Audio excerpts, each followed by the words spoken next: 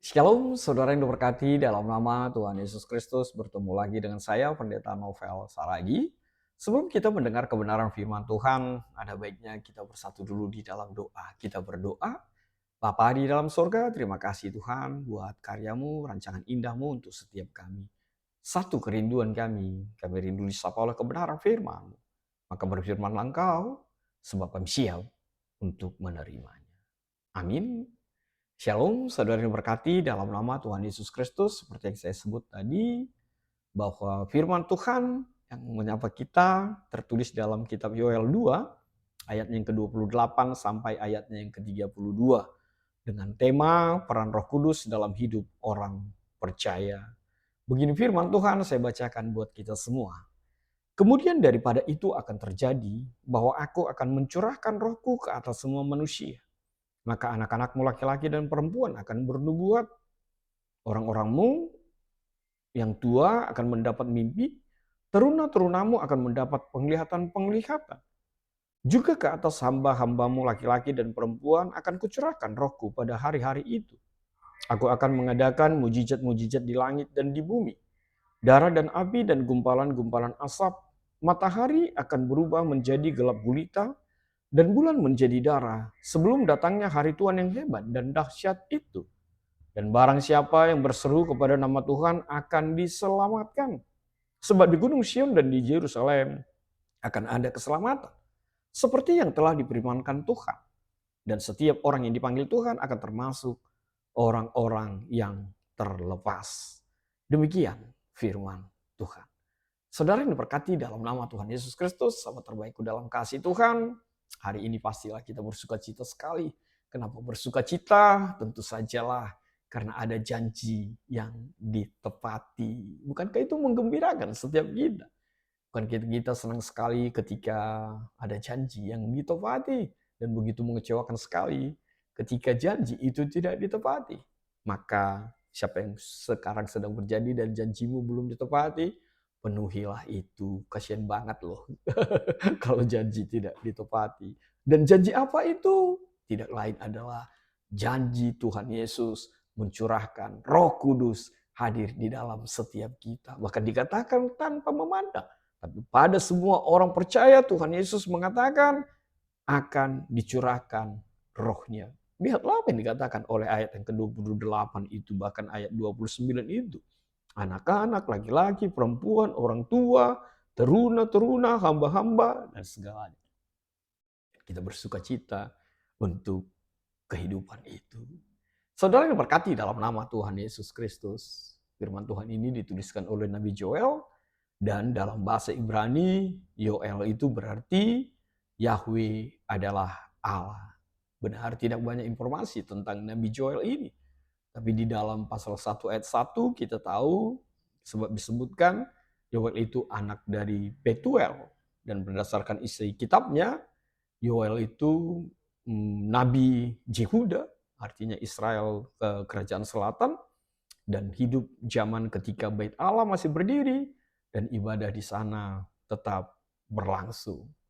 Dan latar belakang dari konteks historisnya, kitab Yoel menggambarkan bencana belalang yang menghancurkan tanah Yehuda, yang kemudian dipakai sebagai gambaran tentang hari Tuhan yang lebih besar dan sangat-sangat mengerikan. Saudara yang diberkati dalam nama Tuhan Yesus Kristus, Yoel ini sepertinya sama atau sejaman dengan Elia dan Elisa, atau bahkan juga dengan Amos dan Hosea setelah pembuangan ke Babel abad ke-6 atau ke-5 sebelum Masehi.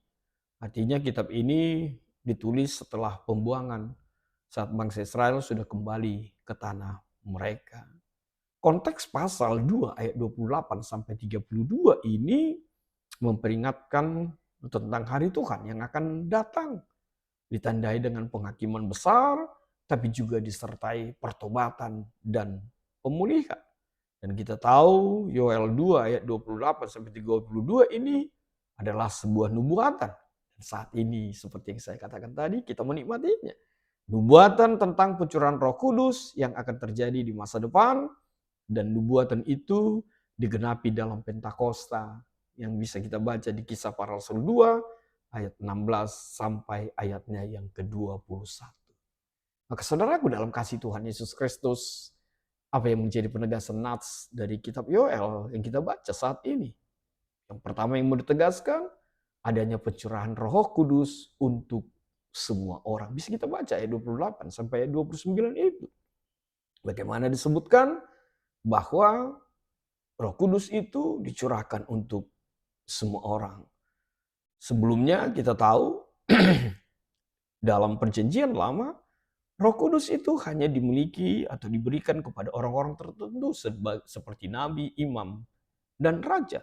Tapi nubuatan ini menegaskan bahwa Roh Tuhan itu dicurahkan kepada semua orang percaya tanpa pandang status sosial, usia, atau jenis kelamin. Dan kita tahu bahwa Pentakosta itu di Kisah Rasul 2 ayat 16 sampai 18 adalah penggenapan awalnya. Lalu apa yang kedua? Tanda-tanda kosmik menjelang hari Tuhan itu ayat 30, 31. Ada mujizat yang terjadi di langit. Dan nubuat ini menggambarkan tanda-tanda besar yang terjadi sebelum hari Tuhan datang. Kita baca seperti matahari menjadi gelap, bulan menjadi memerah seperti darah. Dan dalam Matius 24 ayat 29-30 Tuhan Yesus juga berbicara tentang fenomena serupa sebelum kedatangannya yang kedua.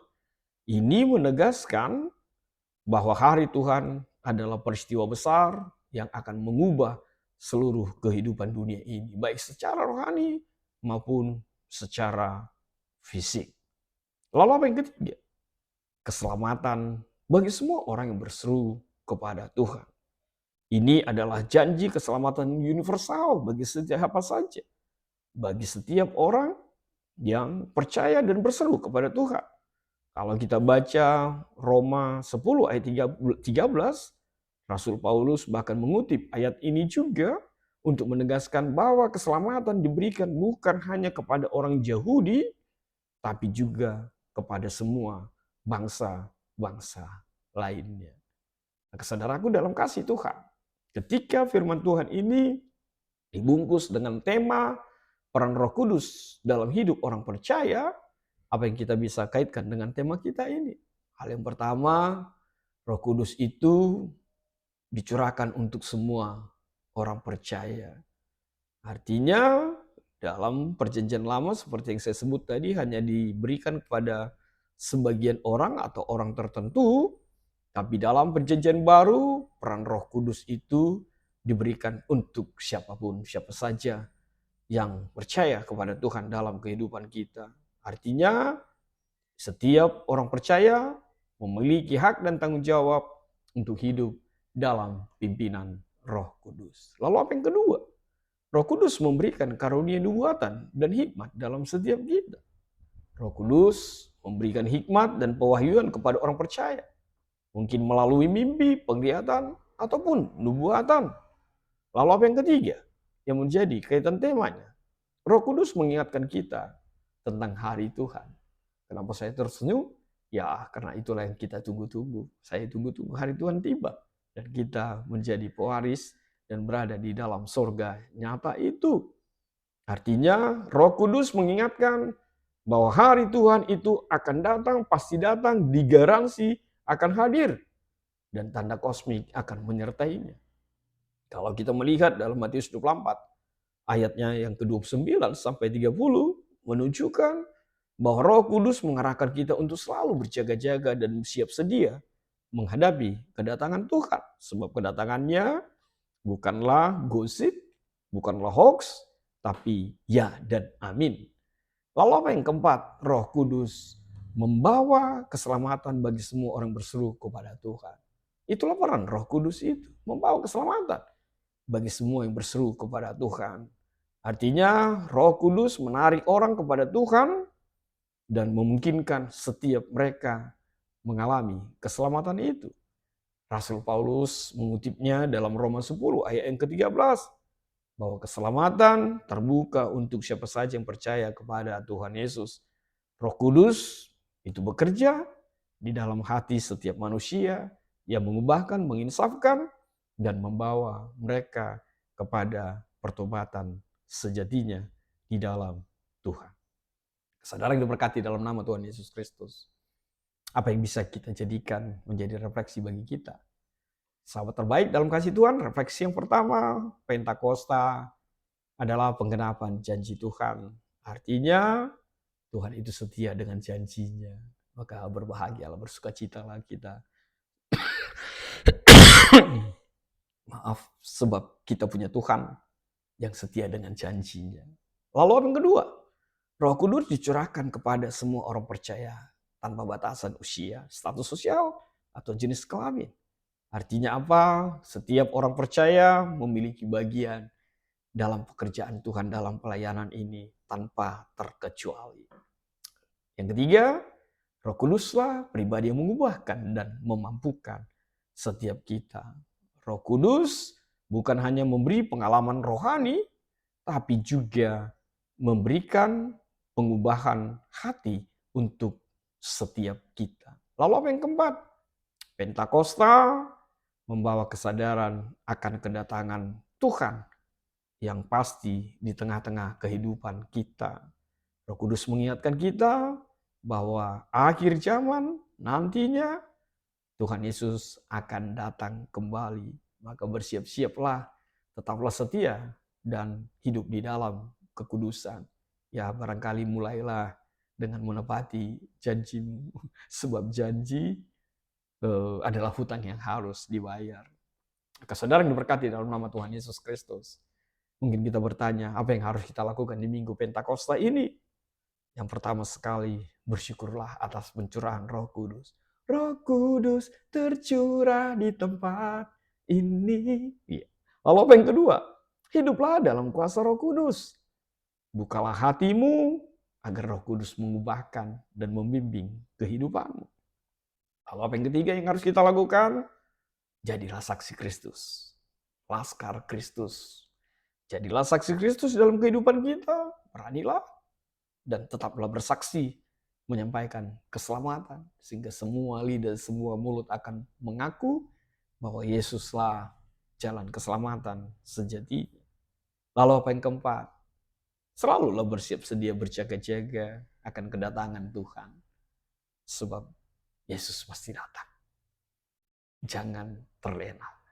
Yesus pasti datang. Makanya berefleksilah secara pribadi. Tanyalah kepada dirimu, apakah hidupmu, hidup kita, sudah hidup dalam pimpinan Roh Kudus. Amin. Tuhan memberkati kita bersatu dalam doa. Terima kasih Tuhan. Roh Kudus-Mu mengajari, menghibur, dan menguatkan setiap kami. Bahkan menjadikan kami menjadi saksi-Mu dalam hidup ini. Dalam kasih-Mu kami berdoa dan ucap syukur. Amin.